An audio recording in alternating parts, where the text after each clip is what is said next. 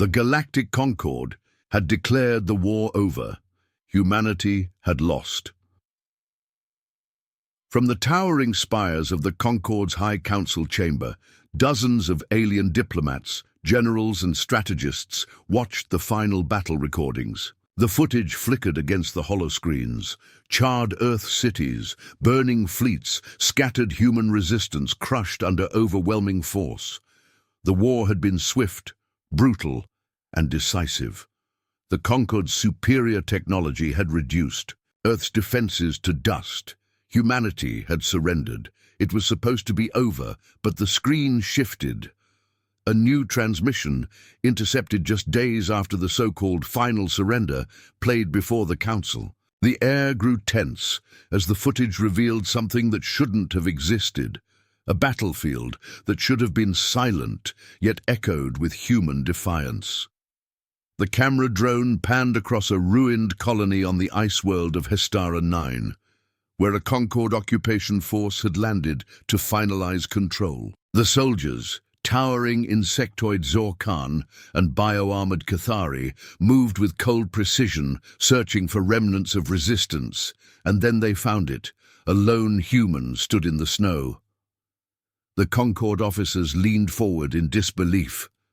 The human was unarmed, dressed in scavenged armor pieced together from fallen enemies, his breath misting in the frozen air. Around him, the bodies of a dozen Cathari lay still, their organic exosuits torn apart.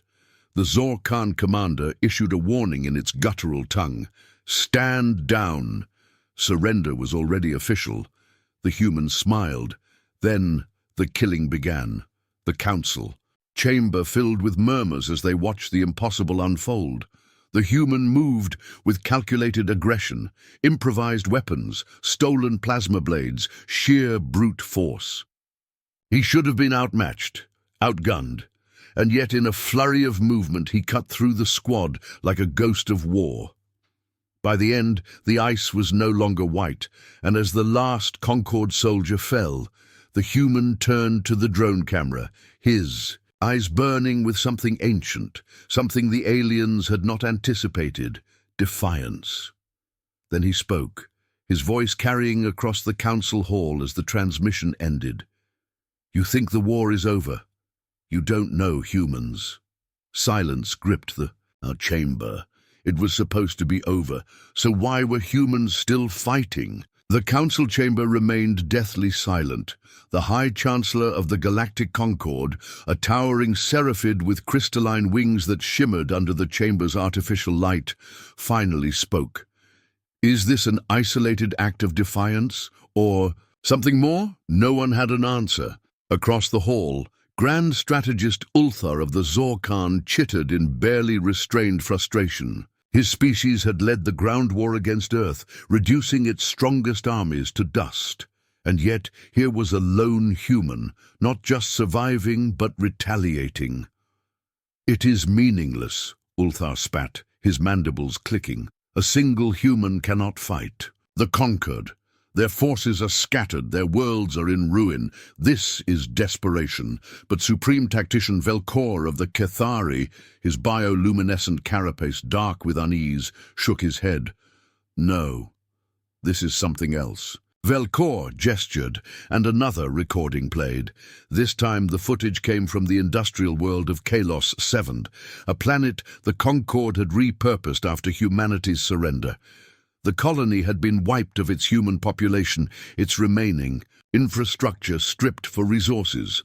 But now there was movement. In the footage, a group of Concord enforcers patrolled an abandoned factory. They moved cautiously, scanning for threats. The war was over, but protocol demanded security measures. Then the lights flickered. One by one, the enforcers dropped. Not from an explosion, not from a firefight. Silent, precise attacks. Figures moved in the shadows, striking before vanishing. Again. When the last enforcer fell, the recording ended with a final image. A human resistance symbol, burning bright against the factory walls. A message accompanied it. Surrender was never an option. The council chamber erupted into debate. How many are left? Where are they regrouping? Impossible. We crushed their worlds. But the evidence was undeniable.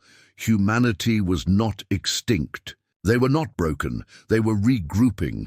And the Concord had no idea how many were out there. It had been a massacre. Humanity, for all its resilience, had stood no chance against the might of the Concord. The war had lasted barely 5 years. Earth's defenses, its fleets, its colonies, one by one, they had fallen.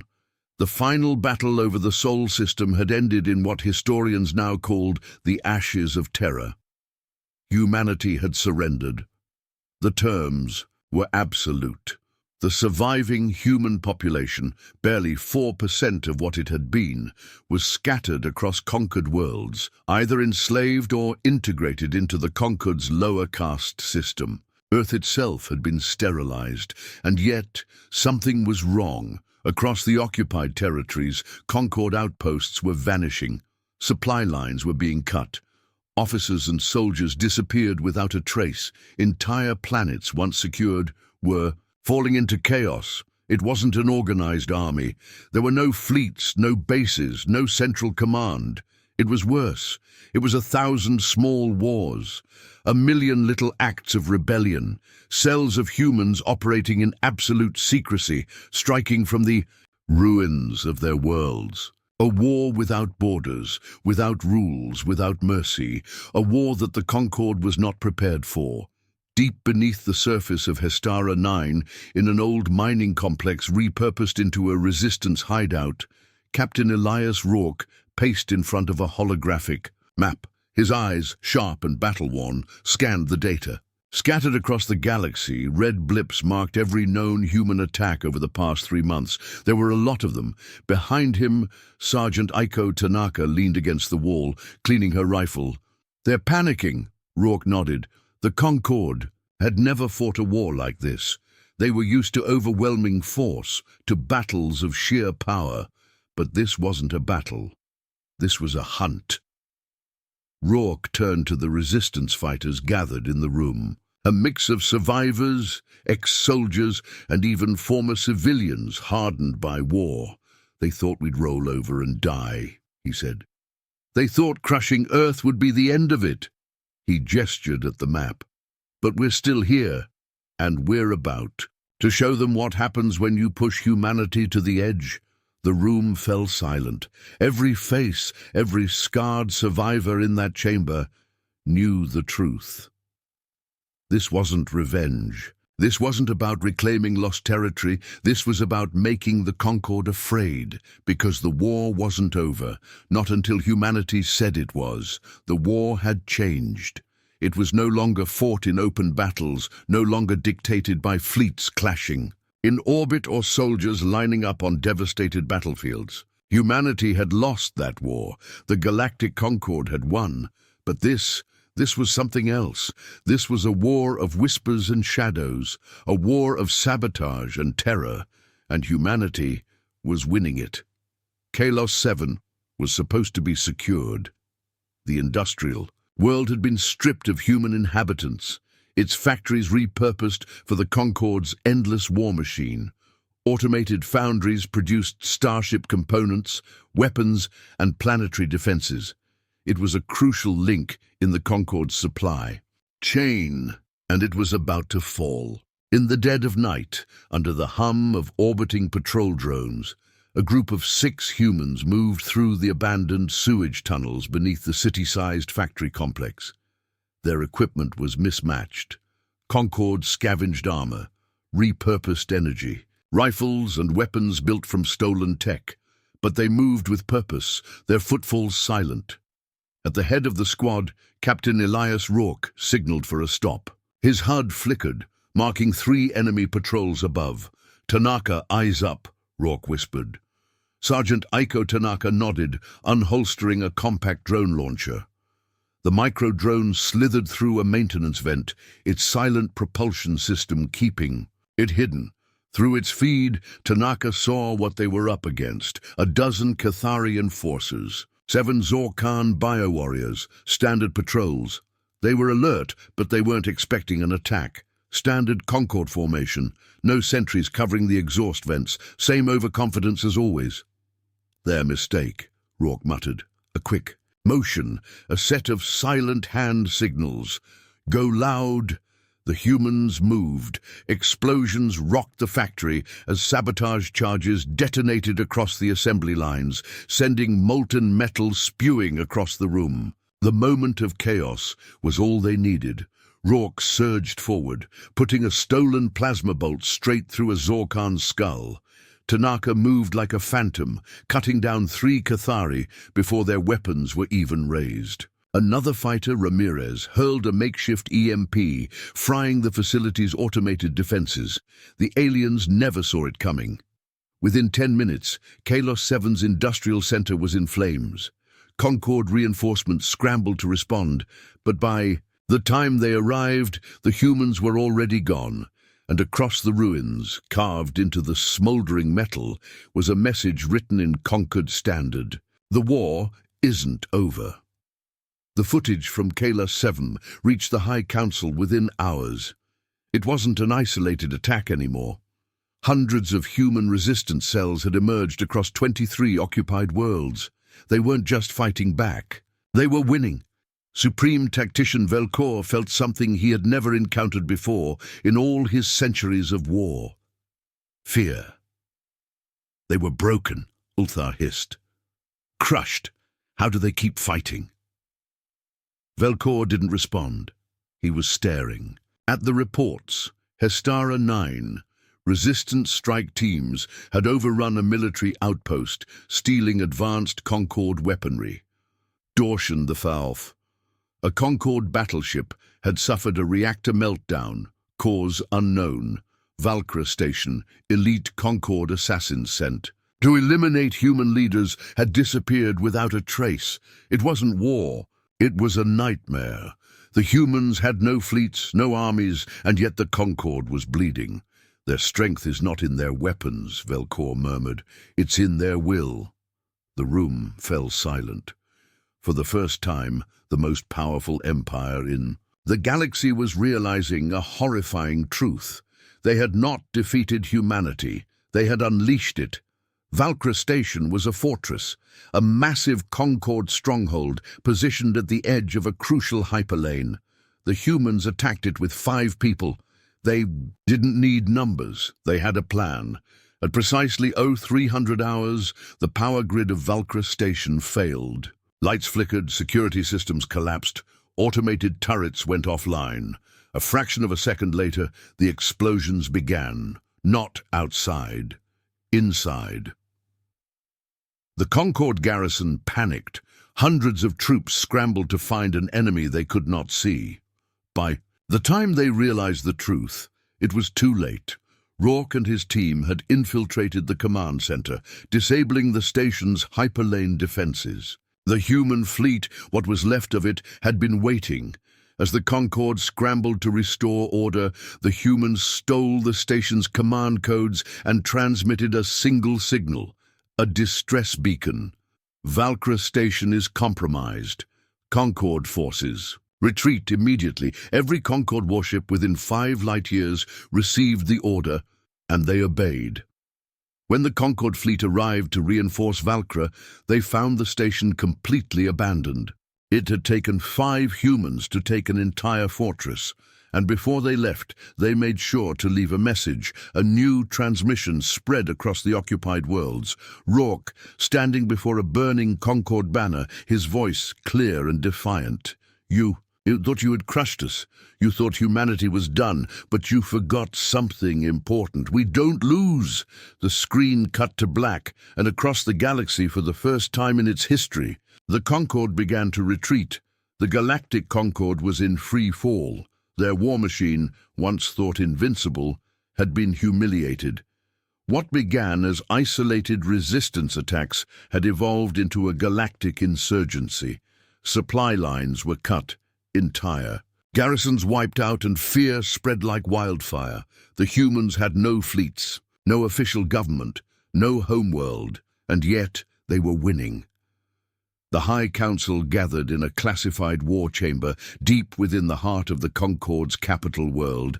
Grand strategist Ulthar, his chitinous mandibles twitching with fury, slammed a clawed hand on the war table.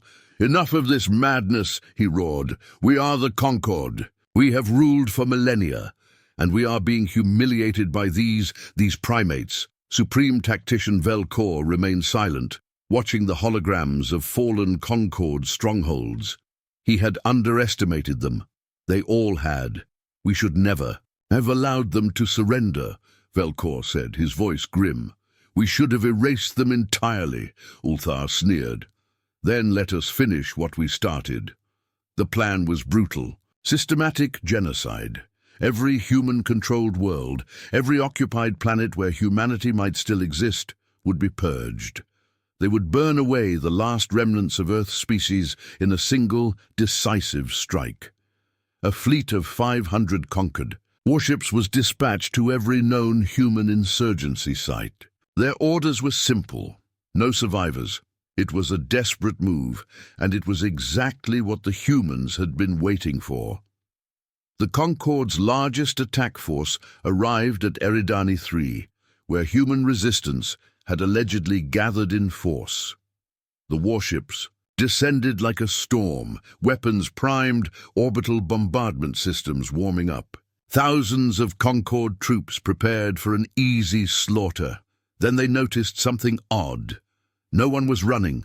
Across the ruined cityscape, humans stood openly in the streets, watching as the warships loomed overhead.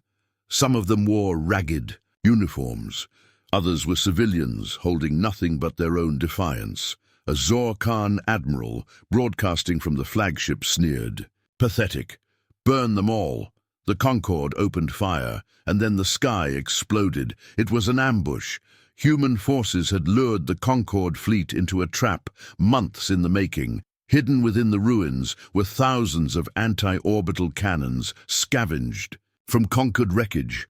Underground bunkers housed hacked Concord AI drones, reprogrammed to turn against their former masters, and above, from the darkness of space, the last human fleet emerged. It was small, barely a few dozen warships, stolen, repurposed, and patched together from salvaged wreckage, but they were piloted by humans, and that made all the difference. The battle was not fair. Humanity had neither numbers nor firepower, but they had something else: ingenuity. Concorde warships found their own hacked targeting systems turning against them, firing upon allies instead of enemies. Kethari bio-warriors were blinded by sonic weapons that exploited their sensitive carapaces. Zorkan battalions were lured into collapsing structures, buried alive under the very ruins they sought to conquer. And above it all, in the chaos of the orbital battle, Captain Elias Rourke led the final assault. He piloted a stolen Concorde attack craft, darting between enemy battleships with impossible precision. Aiko Tanaka, on the ground, hacked into the Concorde's fleet communication system, sending out a false retreat order that spread through the enemy ranks like wildfire. It worked. Confused and demoralized, the Concorde forces began to break. Their once unbreakable military discipline collapsed under the sheer, relentless unpredictability of human defiance. One by one, the warships fled, and as they did, the unthinkable happened. For the first time in history, a human fleet chased the Concorde away. In the aftermath of the battle, the High Council received a final transmission. Captain Elias Rourke stood before a tattered resistance banner, his face streaked with blood and victory. "You should have finished the job." The High Chancellor of the Concorde, watching from his throne of power, felt cold dread. They had made a fatal mistake. They had assumed humanity fought for victory. They were wrong. Humanity fought because they refused to lose. The war was not over, because humanity would never let it be. The war had changed. The Galactic Concord, once the undisputed rulers of the stars, had never lost a war. Their fleets had crushed countless civilizations. Their might had gone unchallenged for millennia.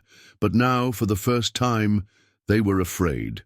Across the conquered worlds, something unprecedented happened. Concord forces withdrew, not in a strategic maneuver, not in a tactical retreat. They ran. Entire garrisons abandoned their posts. Supply lines were severed, stations left empty, fleets recalled to the Concord's core systems. It was not because they could not fight. It was because they did not want to. Fear had taken hold. No one knew how many humans were left. No one knew where they were hiding, how many resistance cells were still active, or how many new ones were forming. And the worst part? Neither did the humans. The resistance had become something greater than an army. It had become a movement, a legend. Across the galaxy, alien species under Concord rule saw what humanity had done. They had faced annihilation and refused to die. They had lost their homeworld and kept fighting. They had shattered the myth of the Concord's invincibility, and now others were beginning to rise. The Concord had tried to erase humanity. Instead, they had created a revolution. In the hidden depths of an asteroid field, Captain Elias Rourke stood before the last remnants of humanity's leadership, scattered, battle-worn but undefeated. "We did what they thought was impossible," Rourke said, staring at the old, tattered map of occupied human space. "We made them afraid." The room was silent. Tanaka leaned forward, arms crossed. "So what now?" she asked. Rourke exhaled, looking at the flickering red marks of conquered forces still holding territory. The war was not over. It never would be. "Now," Rourke said, smirking, "now we remind the galaxy why you should never count humanity out." The resistance fighters grinned. Weapons were loaded, plans were drawn. The war machine of humanity, scattered and makeshift as it was, began to move again. The war was over, until humanity decided it wasn't. End.